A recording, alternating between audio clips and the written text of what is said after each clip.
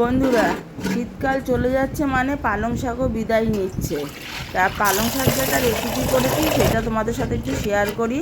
প্রথমে half cup করে মুসুরি ডাল আর মুগ ডাল নিয়ে নিয়েছি। সেটাকে ধুয়ে গ্যাস ধরিয়ে কড়াই বসিয়ে জল দিয়ে গরম হলে জলটা, তখন মুসুরি ডাল আর মুগ ডালটা দিয়ে দেবো। দিয়ে পরিমাণ মতন লবণ দিয়ে দেবো, কারণ পরে আর দেবো না।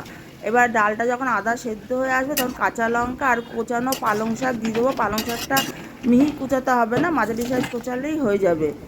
তারপর পালং শাকটা সেদ্ধ হয়ে গেলে নামিয়ে রাখবো একটা বাটিতে, রেখে কড়াই বসিয়ে দেবো। আবার বসিয়ে সরষের তেল দিয়ে দেবো, দিয়ে শুকনো লঙ্কা জিরে ফোড়ন দেবো, দিয়ে থেতো করা রসুন দিয়ে দেবো। তারপর দেবো কিছুটা পেঁয়াজ কুচিটা যখন লাল লাল হয়ে ভেজে আসবে তখন টমেটো কুচি দিয়ে দেবো। টমেটো কুচিটা যখন ভালো করে মজে আসবে তখন ধনে গুঁড়ো, জিরে গুঁড়ো, হলুদ, কাশ্মীরি লঙ্কার গুঁড়ো দিয়ে একটু কষাবো।